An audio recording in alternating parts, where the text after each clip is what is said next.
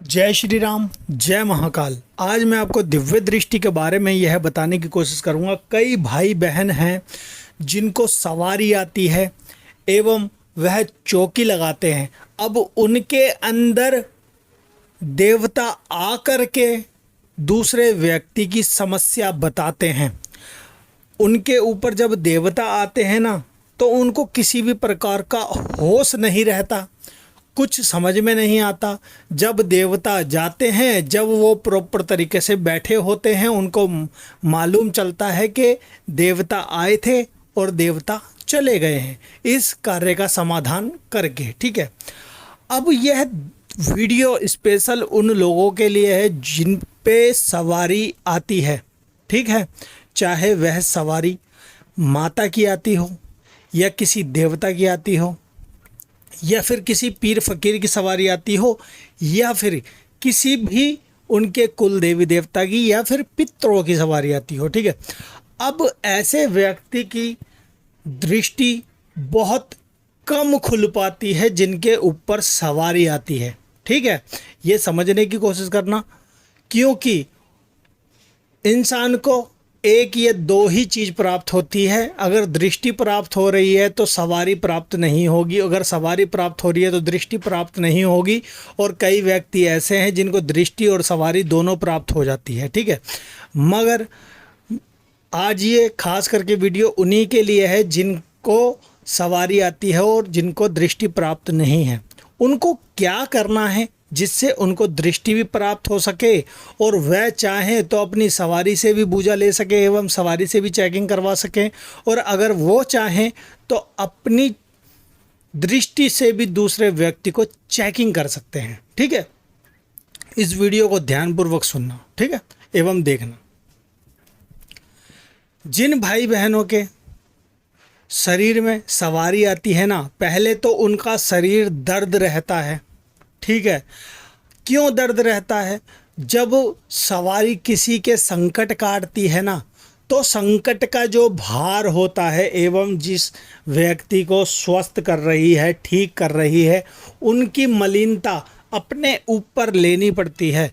जब ही किसी दूसरे का संकट आदमी काट सकता है एवं वह देवता काट सकता है। ठीक है, अब शरीर के अंदर जिन व्यक्तियों के सवारी आती है ना, सवारी आने के बाद कई व्यक्ति तो ऐसे हैं जिनका दर्द शरीर में बिल्कुल भी दर्द नहीं होता सवारी आने के बाद एवं जाने के बाद, और कई व्यक्ति ऐसे हैं जिनके शरीर के अंदर बहुत दर्द रहने लग जाता है सवारी आने के बाद भी और सवारी जाने के बाद भी। ठीक है, अब उनको दृष्टि वो अपनी कैसे खोल सकते हैं? ठीक है, उनको क्या करना है?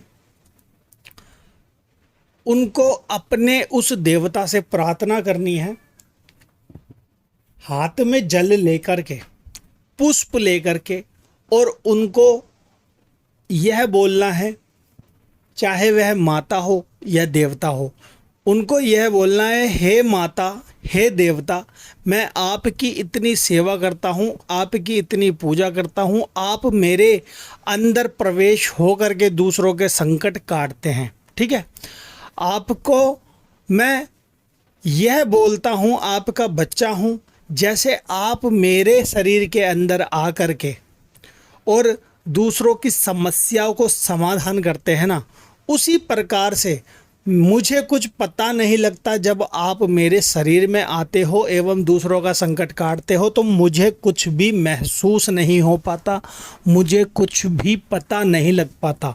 ठीक है, तो आपको क्या करना है? आपको यह बोलना है कि हे देवता, हे माता, मैं आपको, जब मेरे शरीर में आप आओ तो मुझे भी पता लगना चाहिए, मुझे भी सुनाई देना चाहिए, मुझे भी इस चीज़ का महसूस होना चाहिए कि आप शरीर में आ भी रखे हो और लोगों का समाधान भी हो रहा है, और मुझे पता भी लग रहा है मैं सामने वाले व्यक्ति को क्या बोल रहा हूँ, क्या बता रहा हूँ। ठीक है, इस प्रकार से आप वह बोल करके और वह जल के मैं आपको साक्षी मान करके आपसे यह प्रार्थना कर रहा हूँ, आप कृपया करके मेरी पुकार सुने, और वो जल यह जल मैं आपको समर्पित कर रहा हूँ, इस जल को स्वीकार करें।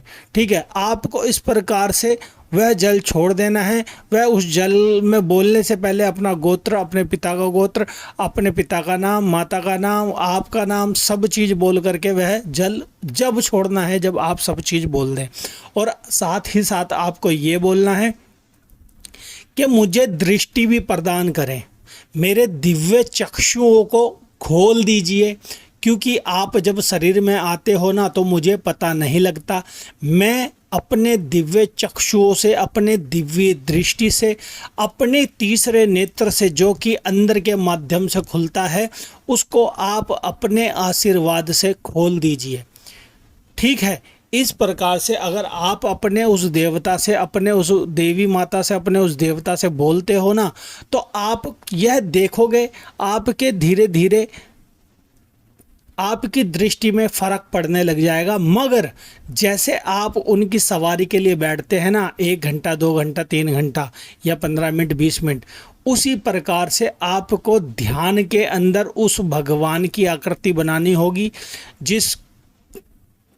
जिसकी भी आप पूजा करते हैं, जिसकी भी आराधना करते हैं, उनका जो मंत्र जप करके आप उनको बुलाते हैं, वो ही सेम मंत्र ध्यान के अंदर आपको बैठना है और ध्यान के अंदर पढ़ते हुए यह बोलना है कि मेरी दिव्य दृष्टि जल्द से जल्द खुल जाए। और साथ ही साथ आपको उन्हीं देवी देवता का ध्यान करना है अपने दिव्य चक्षुओं पर, अपने दिव्य दृष्टि पर, अपने आज्ञा चक्र पर।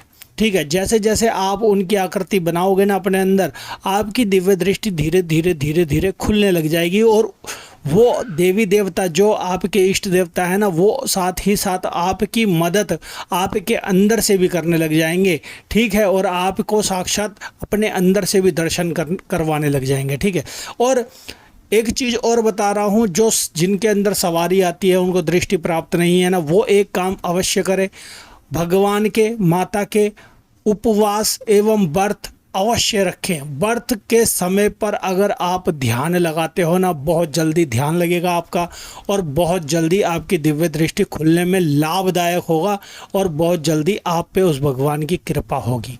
ठीक है, तो यही कार्य करके देखना, आपको बहुत लाभ मिलेगा। धीरे धीरे हर एक चीज़ महसूस होने लग जाएगी, हर एक चीज़ आपके अंदर से भी दिखने लग जाएगी, जैसे आपके शरीर पे आपके देवता आते हैं।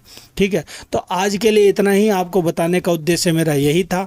इस प्रकार से कार्य करना, साथ ही साथ उपवास व्रत रखना और साथ ही साथ भगवान से प्रेयर करना कि भगवान मेरे दिव्य चक्षु जल्द से जल्द खोल दें। और साथ ही साथ आपको क्या करना है, आपको अगर आपके इष्ट देवता, इष्ट देवी माता की अगर फोटो है, प्रतिमा है ना, तो उस प्रतिमा के अंदर देख करके आपको ध्यान लगाना है। अब यह खुली आंखों से आपको ध्यान लगाना है। जब आप उनकी आंखों में देखोगे ना, उनकी आंखों से निकलने वाली तरंगे आपकी आंखों में प्रवेश करेगी, उससे आपकी धीरे धीरे दिव्य दृष्टि खुलने लग जाएगी। ठीक है, तो आज के लिए इतना ही। अगर किसी भाई को हमारी वीडियो अच्छी लगी हो तो वीडियो को ज़रूर सब्सक्राइब करना, हमारे चैनल को सब्सक्राइब करना, लाइक करना एवं शेयर करना, बेल आइकन को अवश्य दबाना ताकि आने वाली वीडियो का नोटिफिकेशन आपको मिल सके। तो आज के लिए इतना ही। जय श्री राम, जय महाकाल। आप सभी का दिन मंगलमय हो।